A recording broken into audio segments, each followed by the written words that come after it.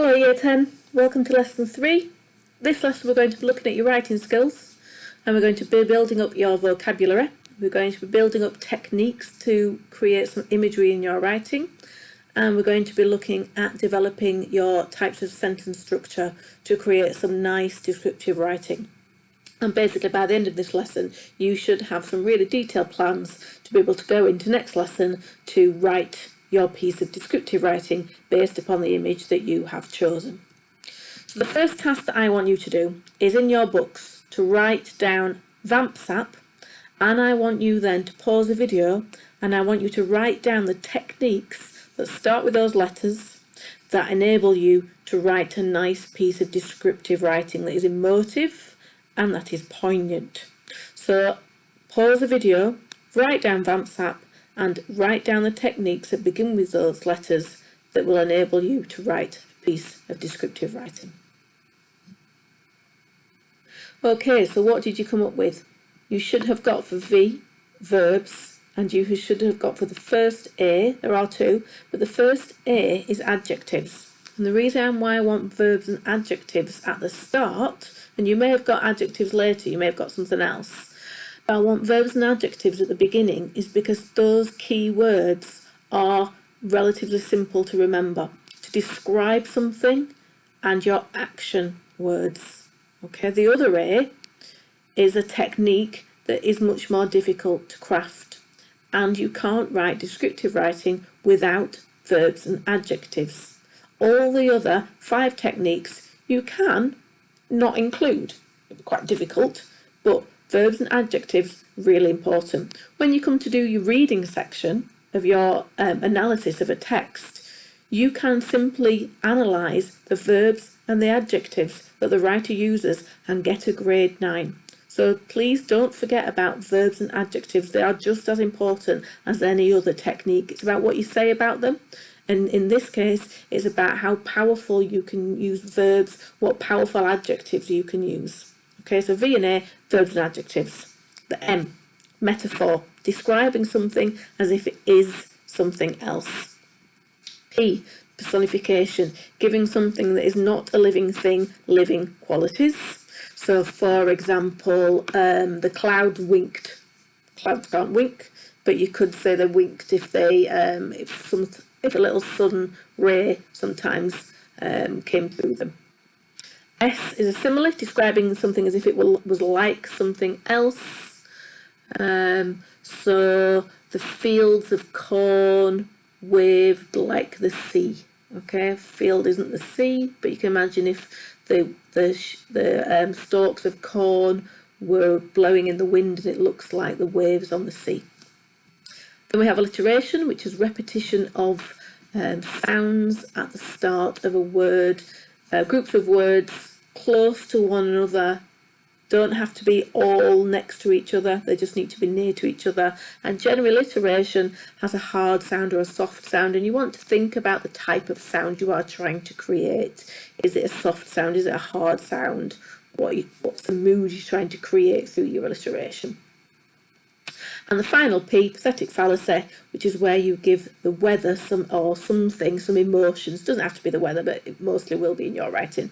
So you give something some emotions. So, for example, the angry clouds, the angry seas, the melancholy skies, those kind of ideas. So it's got some emotion about something. Okay. The next thing I want you to do is to take those VampSap techniques, and I want you to take the 5 sections that you have decided from your picture that you are going to use, and that's the journey you're going to take your reader through in your descriptive writing, and I want you to try and come up with an example for VampSap for each of your sections. So on your panoramic description, and you should have a box for each one of these in your booklet, if not, in your notes or on your paper, wherever you're working. Panoramic description, where did you decide you're going to do your panoramic description on your picture? And I want you to try and come up with some verbs, some adjectives, a metaphor, some personification, simile, alliteration, and some pathetic fallacy for your panoramic description, for your drop in, for your zoom in, for your zoom out, and for your ending. Okay, so this should take you quite a while. You'll need to pause the video. You'll need to go back to your picture. Okay, if you need to, you can go back to the other video or check on the website, because I'll put those pictures up on the website as well if you just want to have the picture on your screen in colour. Alright, so go through and see if you can include those ideas. Another thing that you can do as a challenge is to try and think about the Banksy image that we looked at right at the beginning in lesson 1. And as a challenge, see if you can include some ideas from the first lesson. So could you include in one of your similes maybe a simile with a dove as a symbol of peace? Could you include a metaphor that includes a burnt out candle as a metaphor for something else? Could you personify the night with eyes? So maybe the stars has its eyes closed or its eyes open. Could you describe the stars in the sky as ghosts or butterflies? So just thinking back to that initial image of the Banksy poster, can you take some of those ideas and use them as a metaphor? Can you match them up with your image and think, oh, I could use that and use that as a metaphor? It's quite a challenge, so you don't have to do it, but that's just something to push yourself. Okay, so you're going back and you are trying to come up with a VAMPS app for each of your sections. So just pause the video and see if you can do that, including your challenge if you can.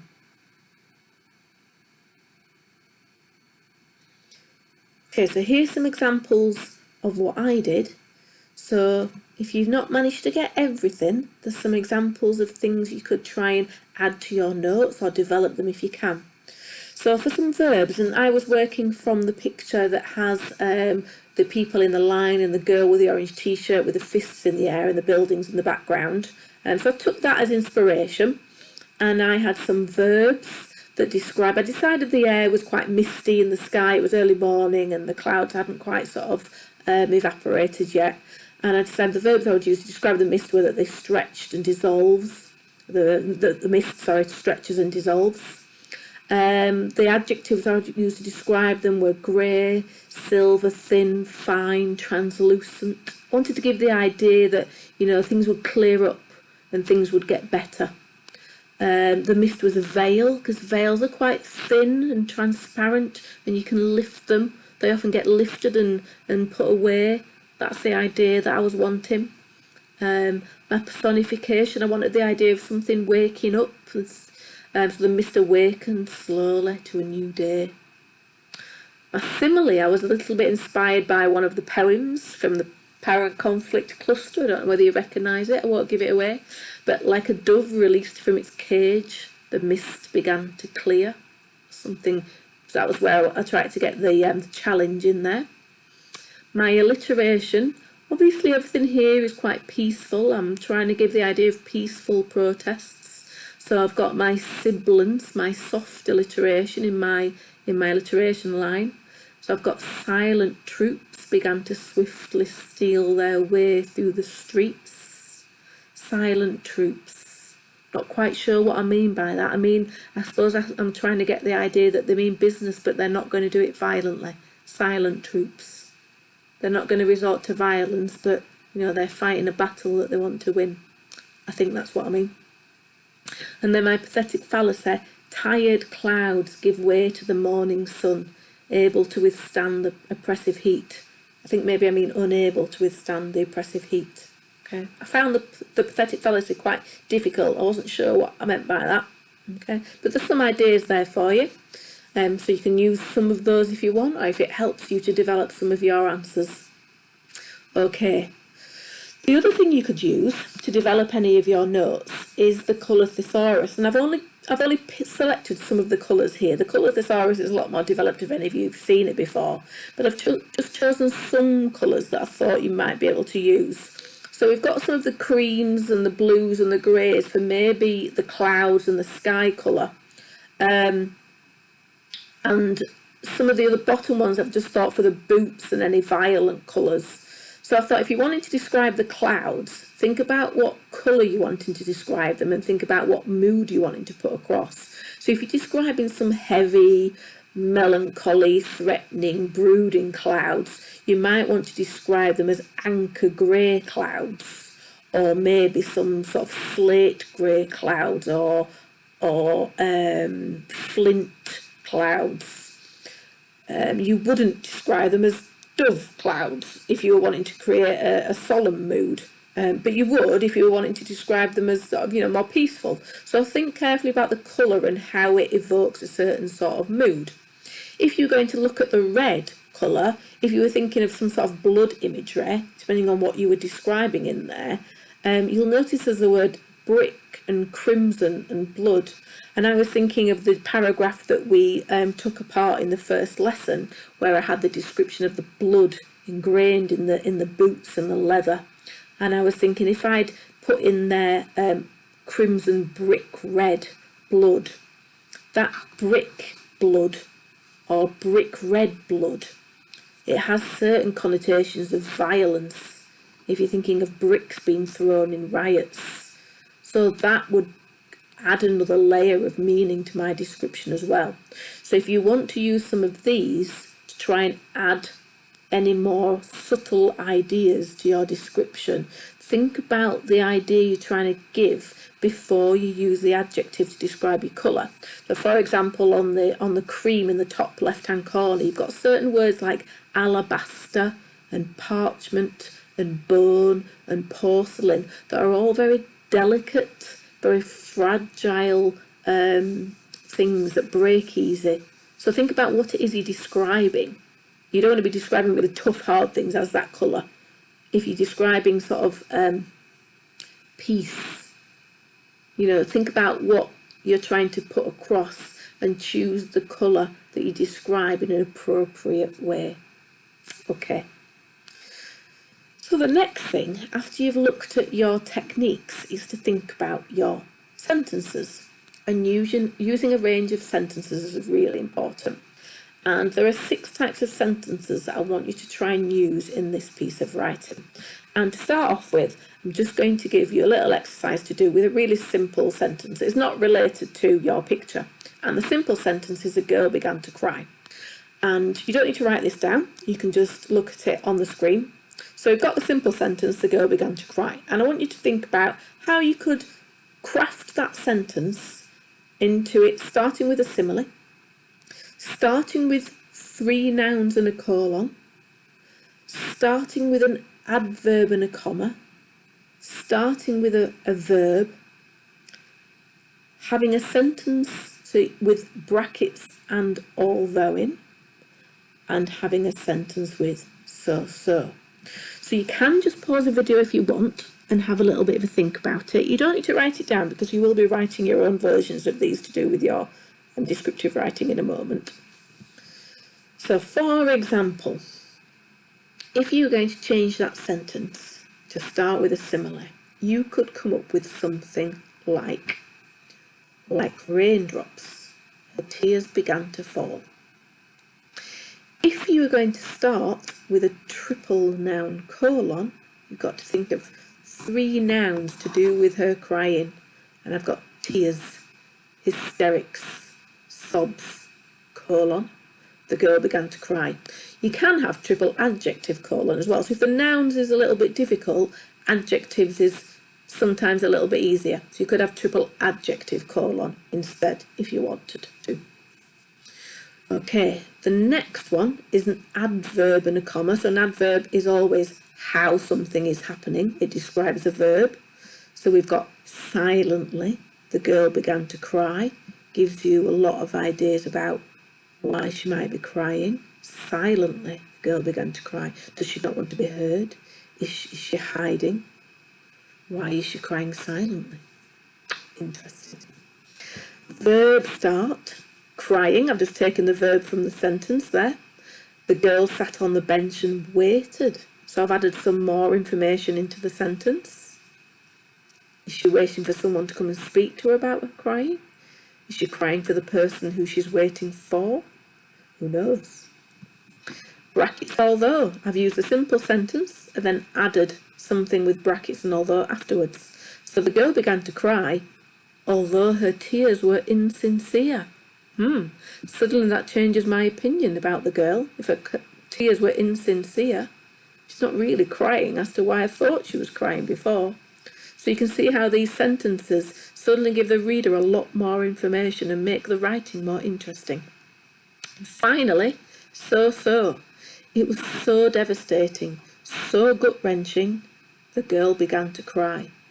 Makes it a lot more poignant with those words and that sentence structure in there. Okay, so what I'd like you to do is to take that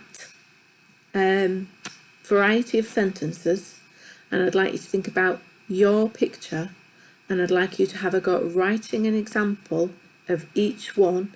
And you might be able to use these then in your final writing. It might be that when you come to it next lesson, you recraft them and you tweak them, okay? But that's fine. You're not being held, to use them next lesson. But have a go at looking at what you've got planned already.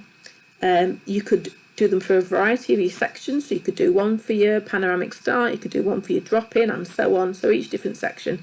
Can you come up with an example of each section? You can always go back and look at my examples for the girl began to cry.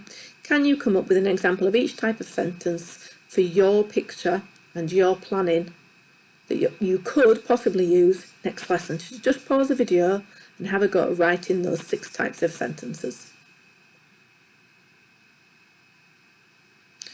Okay, so some of the ones that I did for my descriptive writing, I had like a wall of ignorance.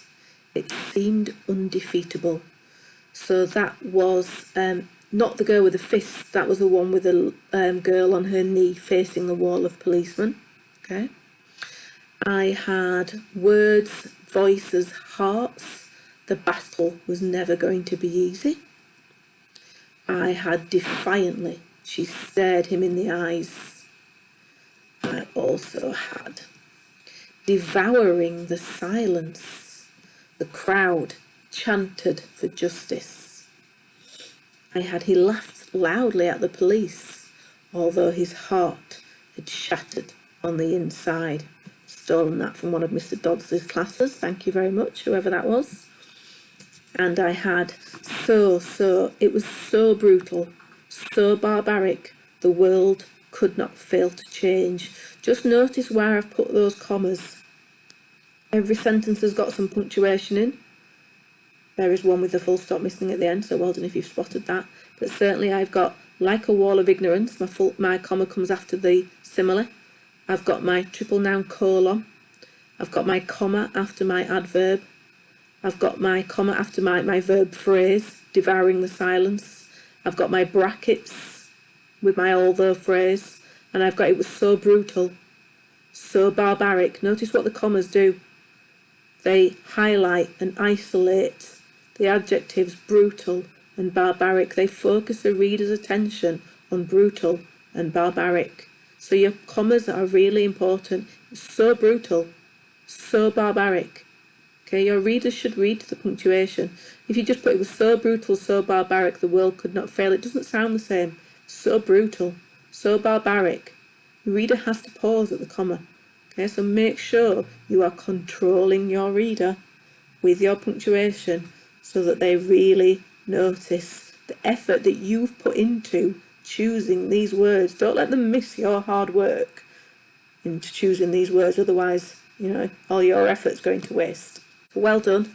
Hopefully then next week we've got all our planning done and we can simply put it all together and really work on crafting a nice piece of descriptive writing based around your picture that you've chosen.